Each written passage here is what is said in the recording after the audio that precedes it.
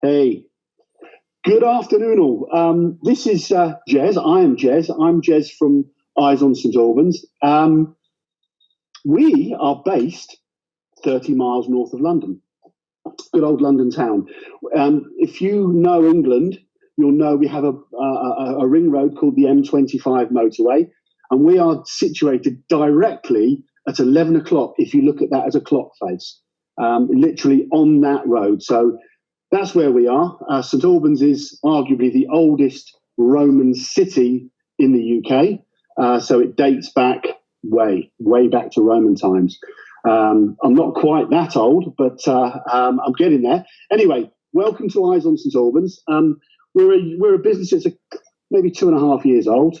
I had the opportunity to open this store, as I say, 2.5 years ago, after being in the business for 38 years. Now, you guys should say you don't look that old, but anyway. What are we all about? Well, we're all about quality, excellence in all we do. And the reason I took on a shop late on in life, at 52 years of age, was a number of reasons. But first and foremost is having been in the distribution sector, in the retail sector of optics since 1983, I've seen a lot of changes, good and bad, but also I left the business for a 15-year period because I had a hangover from optics. I was flooded by some of the, I guess, crap that was going on. Excuse my language, but that's the worst it's going to get, trust me. But I was, I don't know, I had a hangover from it, so I left for 15 years. And thankfully, I got the opportunity to come back to optics back about 6 years ago. And then I had an opportunity of working in one of the fantastic Moscow stores in London, in Soho. And my passion for the industry came back. So that's a big shout out and thanks to Tim Webb of the Moscot family. Had a fantastic time at Moscot, but that gave me the energy to say, right, I'm going to do it again. I'm going to do it for myself. So here we are. So my history, it dates back to 1983 when I was working and employed as just a storesman in a frame distribution company at the age of 16. And it was picking and packing, wait for it, the original Luxottica product, way back for a company called Highgate Optical. And I a few years later, got into the retail sector for a company called Four Eyes. And I know there was in the States a Four Eyes. This was the UK version of Four Eyes. And that's where I honed my retail sales skills. And then, of course, after that, I went on to be a sales rep, frame sales rep for a company called Inspex, which still exists. Robin Totterman and the boys down there. They were the first to bring in Alain Mickley and Jean-Paul Gaultier. And I actually fell in love with the Alain Mickley product and sort of sold that down the country for a few years. And then after that, we got into a business. We took over a business in Glasgow, which was a real high-end store in Glasgow. And this was back in 1992. And it didn't go the way we wanted it. We were one of the first to import, at the time, Oliver Peoples, LAI Works, and these kind of products. And whilst the product did really quite well, there was not enough sales within that environment to make a city centre practice of that ilk work. So in about the year 2000, I threw it all away, had a family, had a son with autism. So my wife and I concentrated on bringing up our son for the next sort of 15, 18 years. I entered the oil and gas industry, was in that for 15 years, and I started to get old man. I started to sound like my dad. Yeah, sounded like dad. And I thought, nah, this is not right. Hence, I went to Moscow and I fell back in love with it. Thankfully, I had the opportunity and the finances from an investor to say, right, Jez, you think you're quite good at this? Go and do it. So I had the opportunity to take a completely bare unit and start Eyes on St Albans. Eyes on St Albans, the raison d'etre for Eyes on St Albans, as I said from the start, is all about quality, service, quality, service, quality and service. Now, things like I grew up with, oh, it's all right, it's only 5 degrees off axis, the customer, patient, client won't notice. No, that simply isn't good enough. If it's supposed to be at that, it's supposed to be at that. Now, what I'm going to do now, before I rattle on any more, I'm going to give you a little whistle-stop tour of Eyes on St Albans, and let's have a look. So this is Eyes on St Albans. We have various products which most of you will be familiar with. So as we walk around, obviously the mascot you're seeing is back to front. You have to excuse me, I'm not very good with the old camera. So a nice brick wall.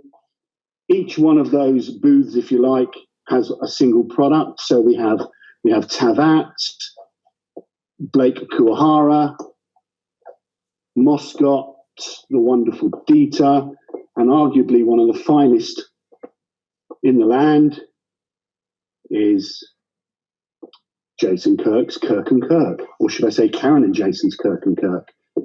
Back again. Now we have all these different displays which we had made. I designed and made them. I wanted it as a sort of a jewellery feel. So obviously under the glass with overspills in the drawer units. And because I had the opportunity to do this for myself, it was a completely empty unit. And then so we started with bulletproof glass. In other words, if anybody ram raids the place, the car will bounce off the glass. Full 4K CCTV right round.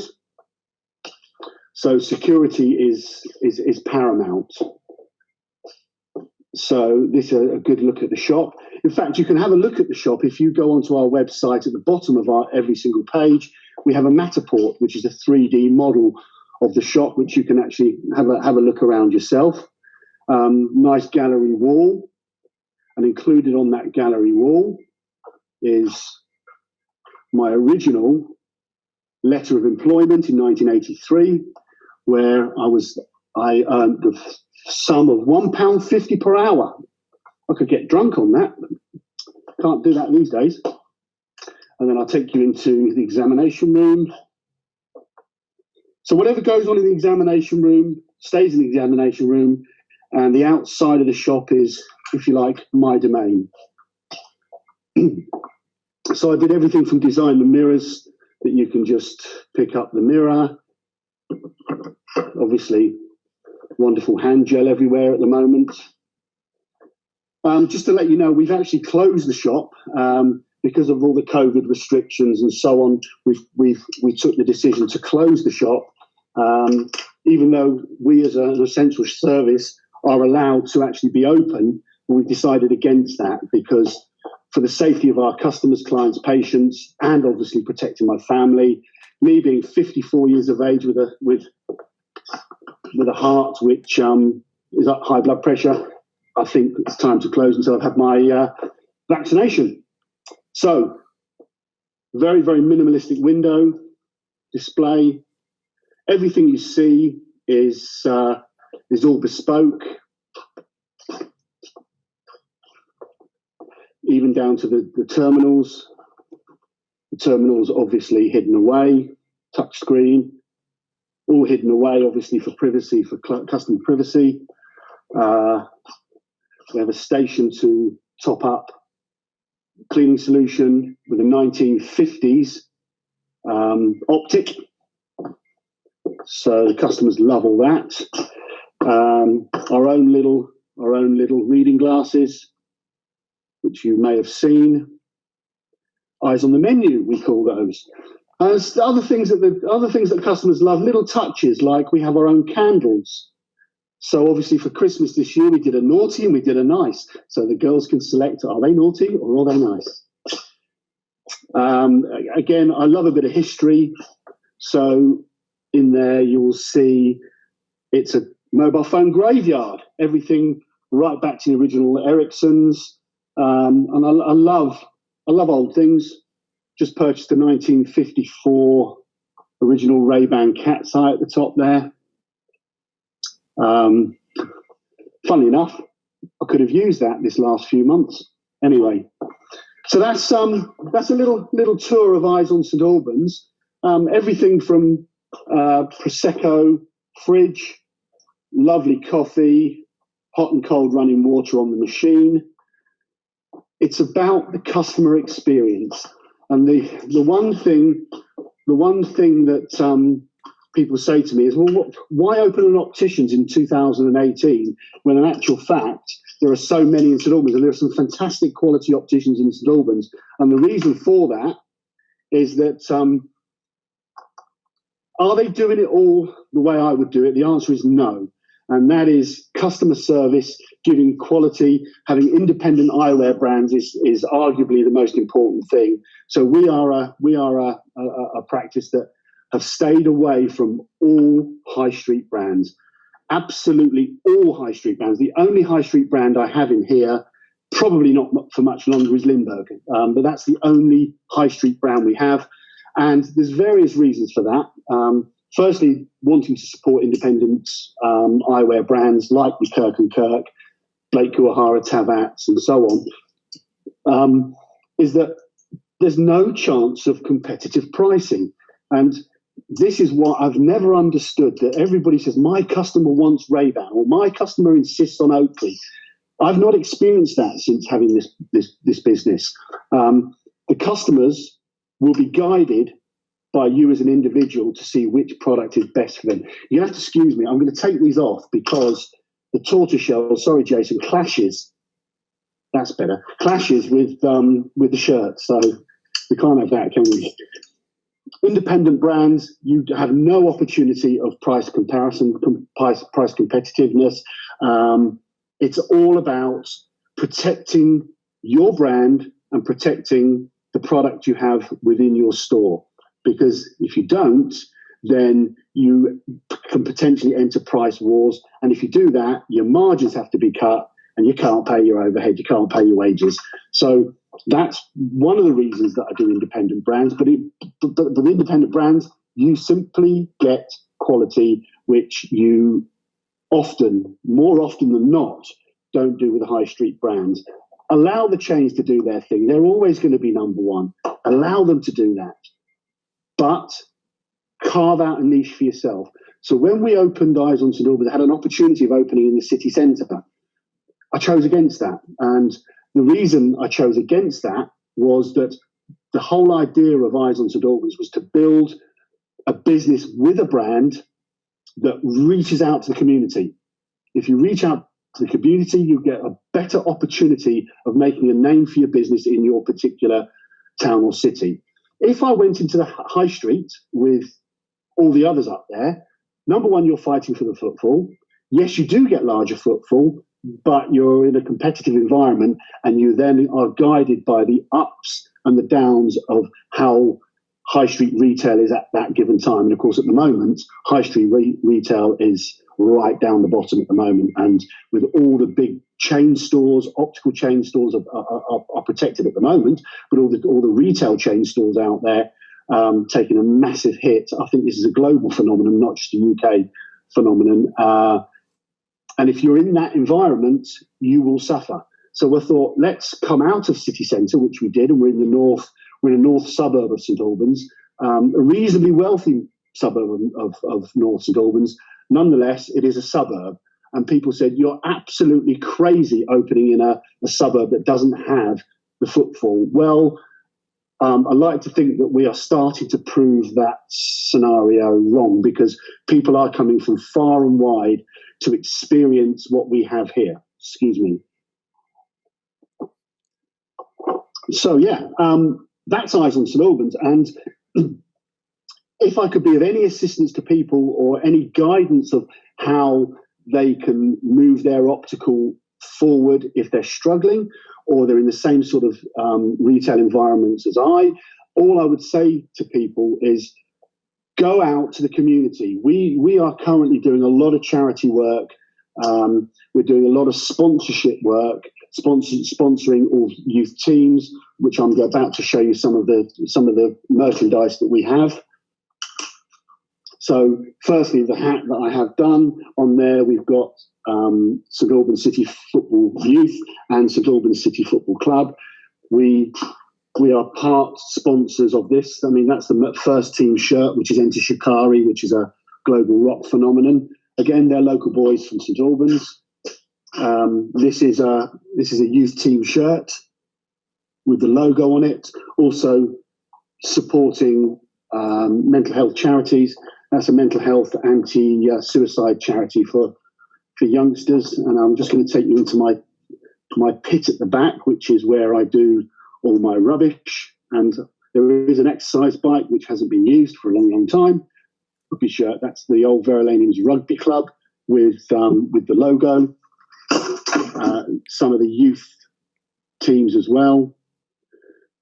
So by doing all this support work for charities and local communities, it gives the potential customer a warm feeling about what you are doing as an individual, but also what you're doing as a business.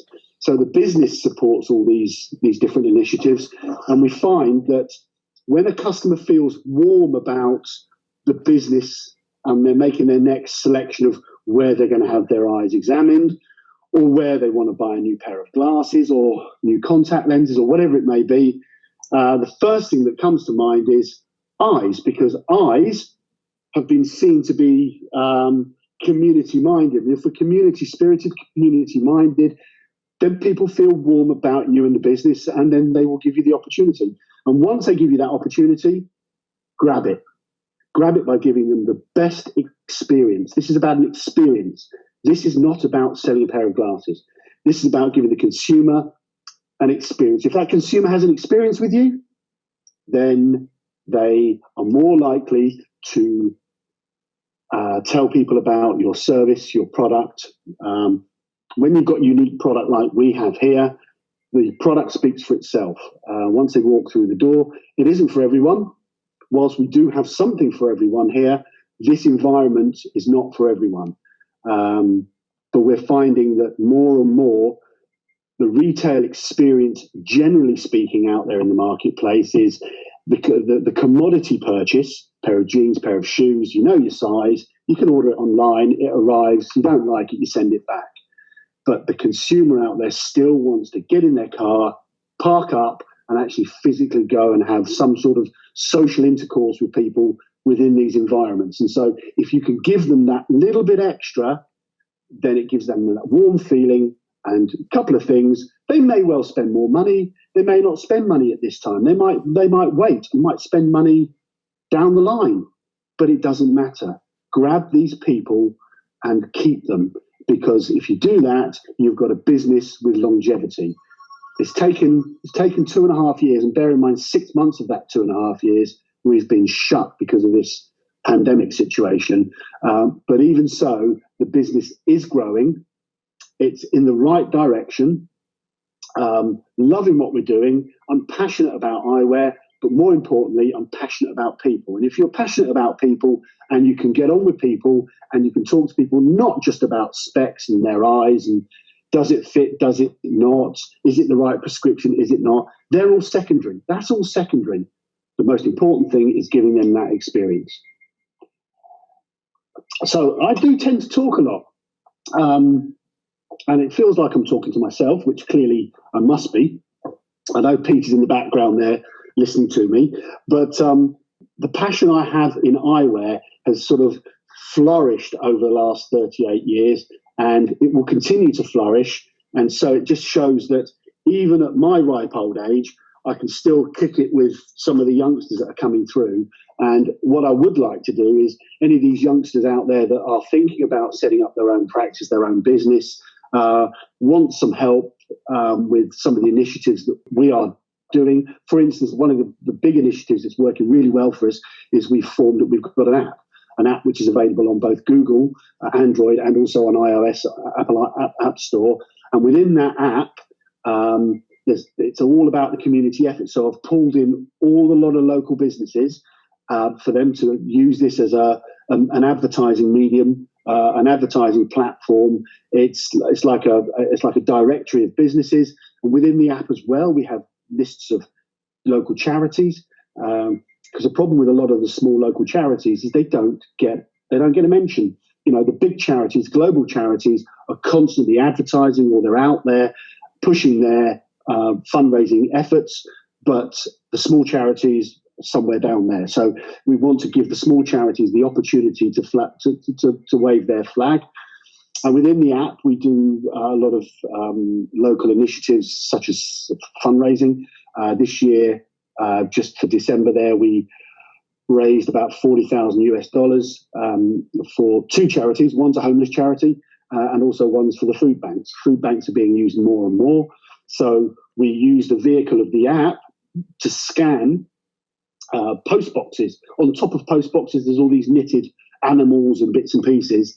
And you can see this on our website. And they had to use the app to scan each one of these QR codes, which entered them into a prize, and it gave them the opportunity to donate to the charities. So just for December, during the lockdown, as I say, $40,000 we raised for these two charities, which is tremendous for the community. But what it has done for us is it's allowed our app to be on people's phones. And so, again, it's all about the branding of Eyes on St Albans, the logo of Eyes on St Albans. And this app, at some point in the future, we might commercialize it and use it for notifications about the business. But at the moment, we're using it for community work, because the term Eyes on St Albans isn't just about these things, having your eyes tested, having a pair of glasses. It's about us looking over the community of St Albans. And it all sounds a bit sort of sometimes a bit wishy-washy, but I really truly believe that if you collaborate within the community, you'll get a lot more buy-in from potential customers. That's the first thing.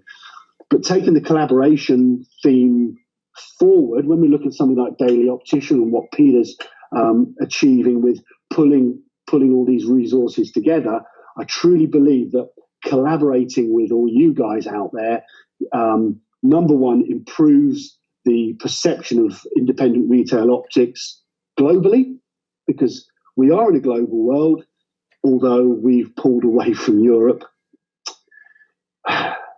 Let's not get political here. We've pulled away from Europe, but the bottom line is we are a global community now. We're a lot smaller community with things like what we're up to here. So I really believe that because the world is much smaller, if we can have small collaborative situations like DailyOptician, I really think that we can all flourish as individuals and assist the independent retail sector in pushing forward in what is a very, very, very difficult time, not just for COVID, but I think before COVID, we were having a retail realignment with all the big chain stores closing, big supermarkets. The supermarkets are surviving, but it's all the big department stores are all about to go, I think. And this then gives us the opportunity that if we've got something different to offer, that consumer will, as I said before, they want that social intercourse. If we can give them that social intercourse and something a little bit more, then it becomes a enjoyable experience to come out and have their eye care done, new pair of glasses, build their wardrobe of glasses, and move forward on that basis. But as I say, I do talk a lot. I'm happy to talk a lot, and I would love to come back to DailyOptician maybe in 6 months' time after you guys have all had your turn and sort of fill you in on how we're doing as a business post-COVID. Hopefully that'll happen soon enough. But in the meantime, what I would like to say is everybody must stay safe. Please, please, please follow the rules where we need to follow the rules. Let's kick the arse of this particular pandemic. It is a global thing. It's not just UK or America. It's all over the world. And we all want to come out of here as safe as we can. And condolences to everybody that may have loved a lost one. One of my closest friends went at the weekend just 3 days ago, which was very, very sad. But we've got to move forward. We've got to move forward in a positive way. So all I'm asking you guys to do is stay safe, follow the rules, and let's see us all at the other side of this. But love you lot, and you take it easy. See you again soon, guys. Thanks a lot. Cheers.